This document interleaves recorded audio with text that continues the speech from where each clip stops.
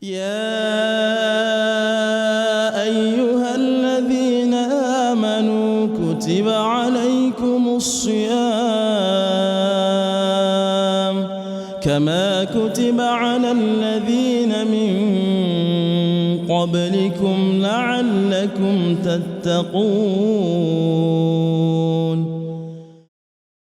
Bismillahirrahmanirrahim. Assalamualaikum warahmatullahi wabarakatuh. Alhamdulillahirabbil alamin wassalatu wassalamu ala nabiyyina Muhammadin wa ala alihi wa ashabihi wa man tabi'ahum bi ihsanin ila yaumiddin, amma ba'd.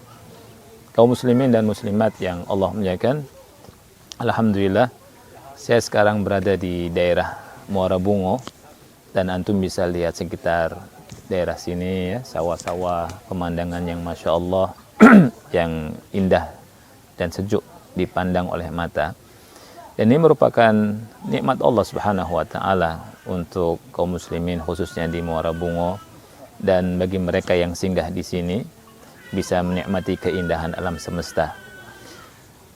Dengan ini Anda teringat bahwa kita sebagai hamba Allah Subhanahu wa taala ketika kita merasa nikmat, ada sesuatu yang dituntut dari kita. Yakni apa? Yakni kita wajib bersyukur pada Allah Subhanahu wa taala. Kita bersyukur pada Allah Subhanahu wa taala karena dengan syukur itu maka nikmat itu akan langgeng dan ditambah oleh Allah Subhanahu wa taala. Apapun nikmatnya Allah berikan pada kita, dengan kita bersyukur, nikmat itu akan dijaga sama Allah. Dan dengan kita bersyukur, nikmat akan ditambah. Bukankah Allah Subhanahu wa taala berfirman, "La in syakartum la azidannakum wa la in kafartum inna azabi lasyadid." Apabila kalian syukur, aku akan tambah. Artinya Allah Subhanahu wa taala akan menambah nikmat-nikmat yang Allah berikan kepada kita semua. Tetapi kebalikannya kata Allah, "Wala in kafartum", apabila kalian kufur nikmat, inna azabi lasyadid. Allah bilang sesungguhnya azabku sangat keras. Dari sini kita hendaknya selalu mengingat hal yang paling penting ini, syukur, syukur, dan syukur.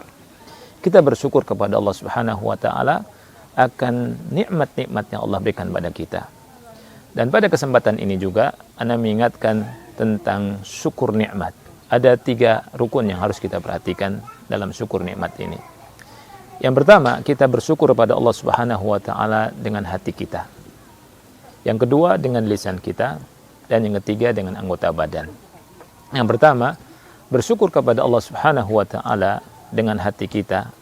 Kita meyakini bahwa semua yang ada pada kita dari semua kenikmatan itu datangnya dari Allah Subhanahu wa taala. Allah taala berfirman, "Wa ma bikum min ni'matin faminallah." Tidak ada kenikmatan yang ada pada kalian melainkan itu dari Allah Subhanahu wa taala. Jadi nikmat yang ada pada kita itu nikmat dari Allah Subhanahu wa taala. Dari ujung rambut sampai ujung kaki itu nikmat dari Allah Subhanahu wa taala. Kita punya rambut, kita punya mata, yang dengan mata ini kita bisa melihat alam semesta, kita bisa melihat keluarga kita, anak-anak kita. Ini nikmat yang besar yang wajib kita syukuri. Kemudian berikutnya adalah kita dianjurkan bersyukur kepada Allah Subhanahu wa taala dengan lisan kita. Kita ucapkan alhamdulillah. Dalam mengucapkan alhamdulillah ini ada kebaikan. Selain ini merupakan tanda kita nih bersyukur pada Allah Subhanahu wa taala, ucapan hamdalah, alhamdulillah ini membawa banyak sekali kebaikan. Dan Rasul kita sallallahu alaihi wasallam pernah menghabarkan, walhamdulillah tamlaul mizan. Ucapan alhamdulillah itu bisa memenuhi timbangan. Jadi kita ketika mendapatkan nikmat alhamdulillah, kita bersyukur pada Allah. Bahkan dalam setiap keadaan Nabi SAW juga mengucapkan hamdalah. Dalam hadis Aisyah radhiyallahu anha, Nabi SAW apabila mendapatkan kenikmatan, memandang sesuatu yang enak, yang indah, ya, Rasulullah SAW mengucapkan alhamdulillahilladzi bi ni'matihi tatimmus shalihat. Tetapi kalau misal mendapatkan sesuatu yang tidak atau kurang nyaman, kurang enak, ya, Rasulullah SAW mengucapkan alhamdulillah ala kulli hal. Ini contoh yang dicontohkan oleh Rasul kita SAW kepada kita agar kita memuji Allah Subhanahu wa taala. Kemudian yang ketiga, kita bersyukur kepada Allah Subhanahu wa taala dengan beramal soleh. Kita bersyukur pada Allah Subhanahu wa taala dengan beramal soleh, dengan taat, dengan ibadah. Apa yang Allah Subhanahu wa taala berikan pada kita, misalkan Allah kasih rezeki berupa harta, kita gunakan harta itu dalam ketaatan. Kita infakkan, kita sedekahkan. Bukan dengan harta kita semakin jauh dari Allah Subhanahu wa taala. Ada sebagian dari orang ketika dikasih harta oleh Allah Subhanahu wa taala, dia buat maksiat. Ini tanda dia tidak bersyukur pada Allah Subhanahu wa taala.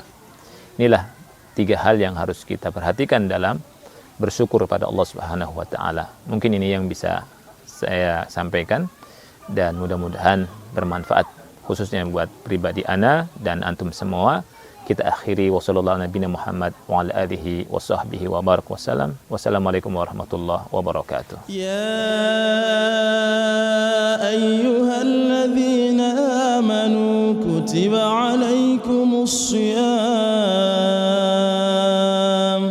kama kutiba alal ladzina min qablikum la'allakum tattaqun.